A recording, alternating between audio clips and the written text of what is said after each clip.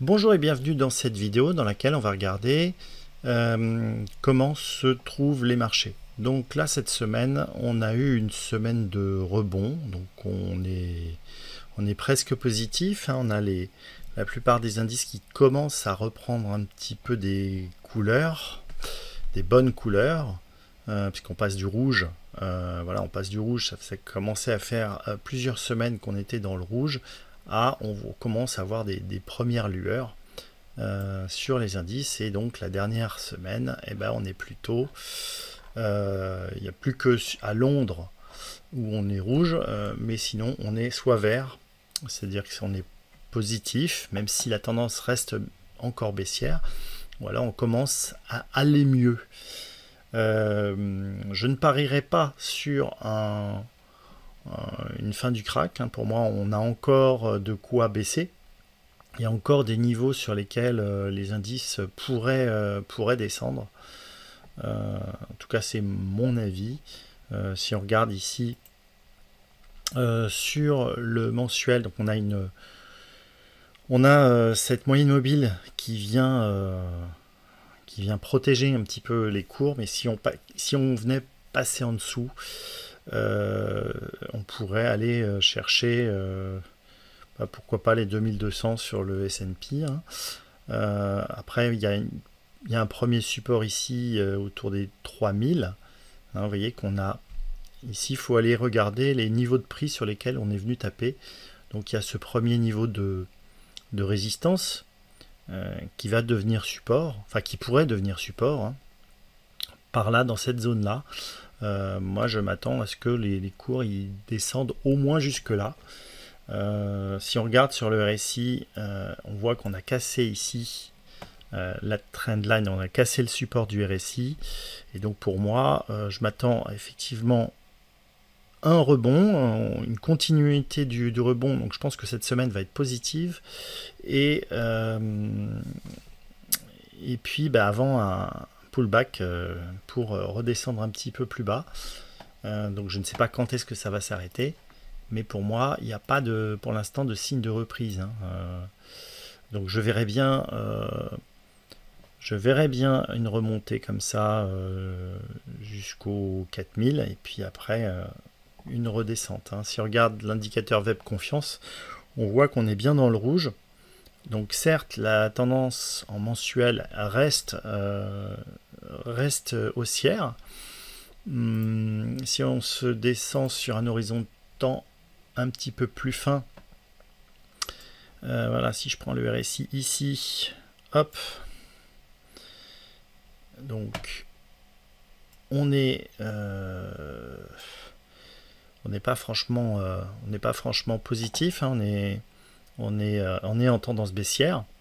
Donc pour sortir de la tendance baissière, il faudrait que, si je prends ça, voilà, il faudrait que j'arrive à casser ce niveau-là. Donc moi, je verrais bien que le cours remonte, qu'au niveau du RSI, on se retrouve ici sous cette résistance avant de replonger. Voilà. Donc moi, je suis positionné aujourd'hui sur un pari à la baisse sur le CAC 40.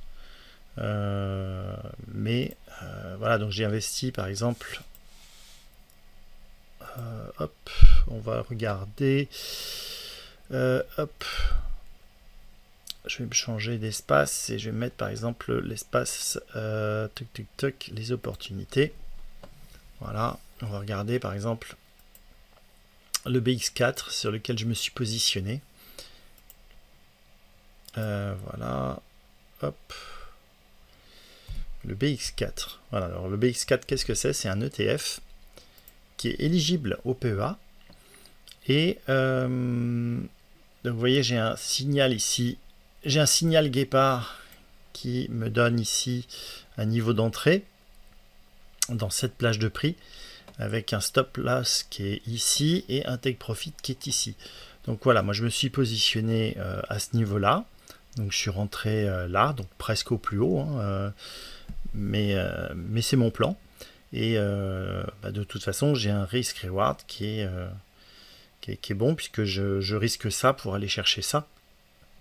Donc j'ai un ratio supérieur à mon risque.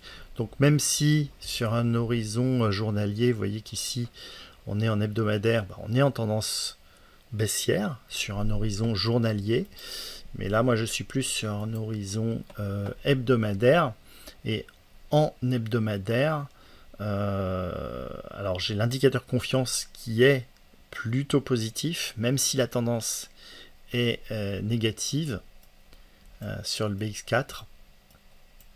Voilà, donc là c'est un pari que je fais pour me protéger mon portefeuille, pour pas solder mes positions, de manière à ce que si ça part vers le sud, voilà, ça me couvre les pertes de mes actions.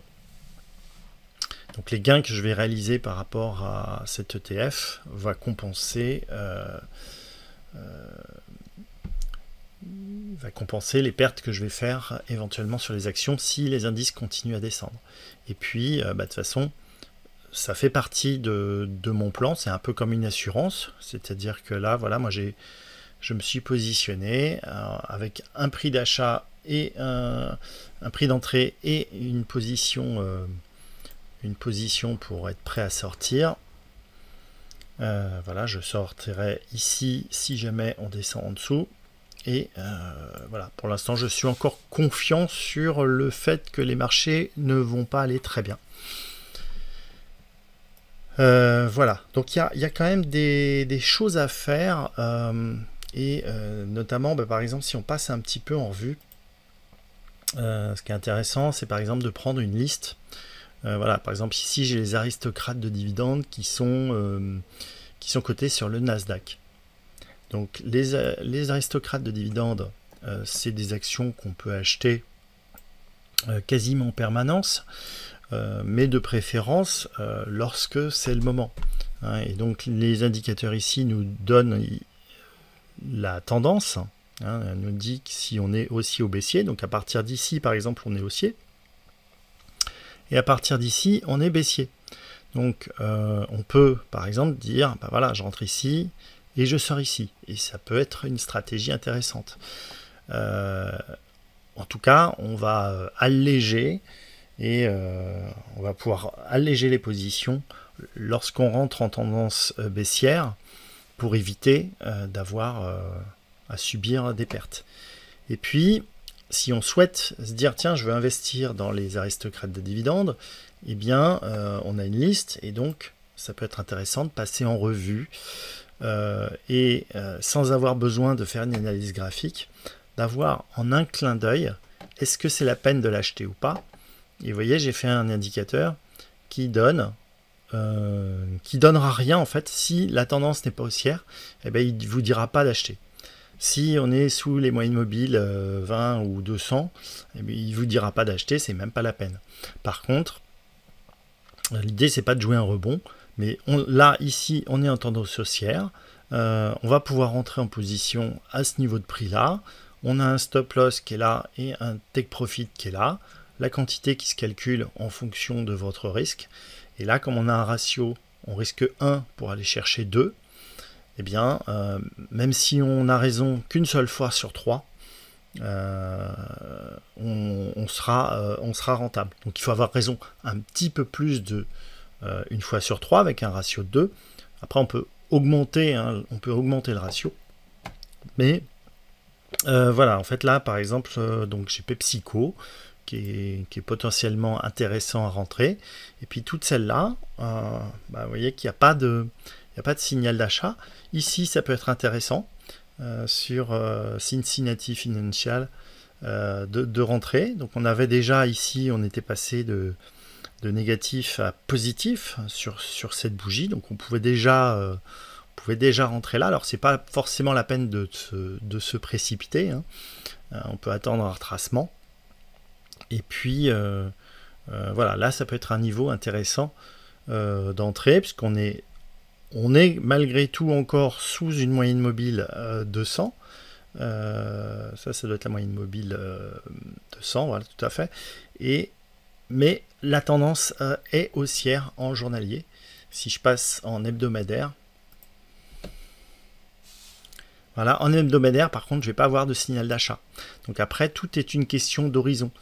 J'ai pas de signal d'achat, mais par contre, j'ai cette plage de prix qui est intéressante. Voilà. Où là, on peut rentrer à ces niveaux de prix-là. On a un risque ici qui est là pour aller chercher ce gain. Et vous voyez que là, on avait ce signal qui était là. Et en allant chercher cet objectif-là, eh bien, on sortait quasiment au plus haut. Donc c'est un ratio qui statistiquement est vraiment excellent par rapport au guépard.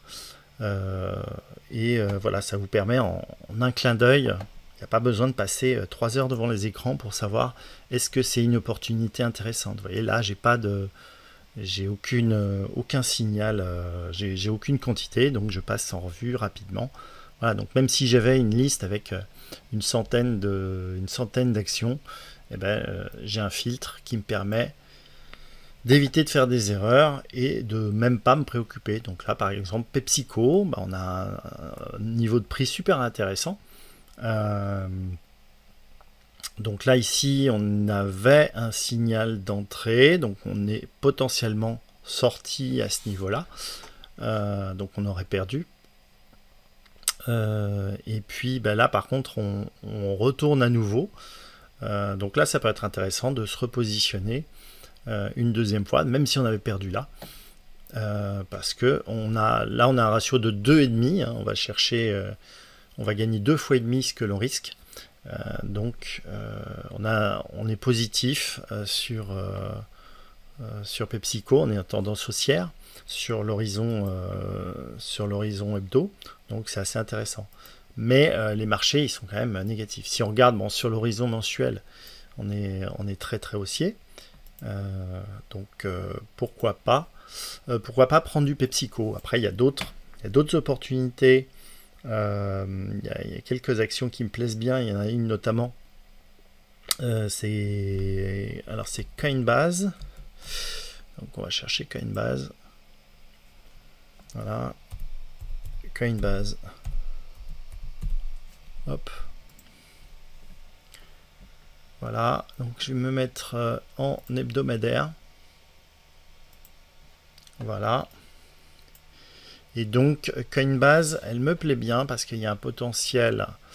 Voilà, donc elle a été introduite. Elle a été introduite à plus de 300 €. Donc elle est montée très très vite au départ avant de replonger. Alors attends, je crois que c'est doit être les premiers jours où elle a dû monter.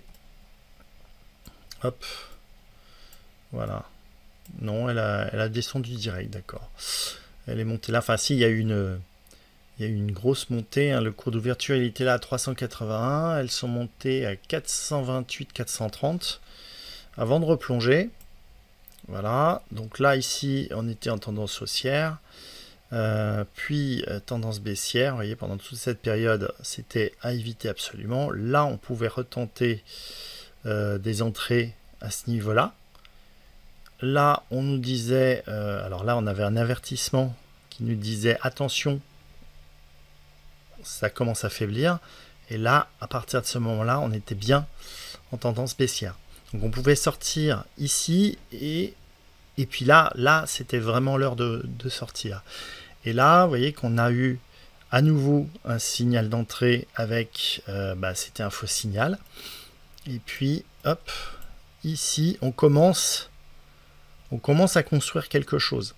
Voilà, on commence à construire quelque chose de positif. Donc, il faut y aller avec modération. Hein, si on regarde la tendance, ici, on a, hop, si on trace des supports ici, on n'est pas trop mal. Voilà, on a une zone de prix qui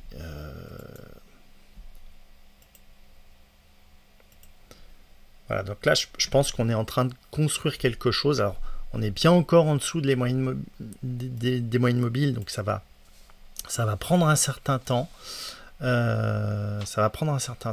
Si je regarde en hebdomadaire, vous voyez que l'indicateur Web Confiance est positif. L'indicateur, on n'est pas encore en signal d'achat parce qu'on n'a pas encore suffisamment d'historique. Si on regarde les actualités, il y a pas mal de choses assez positives qui arrivent sur Coinbase. Donc après, il y a d'autres choses encore bien plus intéressantes que Coinbase. Il y a notamment tout ce qui va être les sociétés qui sont dans l'uranium, ou alors une dont je vous avais parlé la dernière fois, qui est une action dans l'hydrogène, hein, donc dans laquelle il y a l'État qui injecte quelques centaines de millions d'euros. Voilà, donc hop, donc c'est, voilà, je vous avais parlé de MCFI, voilà, qui est donc au niveau hebdomadaire, on a un web confiance qui est dans le vert. Donc ça, c'est très positif, malgré le fait qu'on soit en tendance baissière. Par contre, le potentiel de MCFI ou McPhee, je ne sais pas, en tout cas, il est très intéressant. Là, il y aura un niveau de prix d'entrée entre 26 et 27 qui va être très intéressant. Donc là, pour moi, on peut déjà aujourd'hui accumuler et viser déjà même ce premier objectif. Et puis après, on peut aller viser 52. Donc vous voyez que de 13 à 53, il y a quand même de quoi faire. Ça peut être pas mal. Voilà, si je regarde en journalier, vous voyez, on peut faire un risque de 1 pour 2 en mettant un stop sous les 10 euros. Et on peut aller chercher les 19,92. On peut s'attendre à un retracement à 11,50 là sur MCFI. Alors pourquoi 11,50? Si on trace simplement un petit Fibo, voilà, hop, les 11,50, vous voyez, on est au 38%, au 38% de Fibonacci. Donc ça peut être un niveau facile. Donc on peut mettre un ordre épuisette. Moi je suis rentré à peu près par là. Je suis rentré vers les 10 euros et quelques. J'ai renforcé à 14 et j'ai un ordre épuisette à 11,50. Voilà. Et pourquoi 11,50? C'est même sans parler de Fibonacci. Vous voyez qu'il y a ici, on est venu taper sur ces niveaux de prix là. Donc le fait qu'on revienne taper au niveau de prix sur lesquels on était tapé auparavant, ça serait pas surprenant du tout. Voilà, après on a aussi ce niveau de support là qui est intéressant à 12,50. Donc pour accumuler, ça peut être plutôt pas mal. Voilà, j'espère que cette vidéo vous a plu. N'hésitez pas à vous abonner à la chaîne si vous voulez être prévenu des vidéos. Et puis laissez-moi un commentaire pour savoir si vous aimez ce type de vidéo, ce type d'information. Je vous dis à très bientôt pour une prochaine vidéo. Ciao, ciao!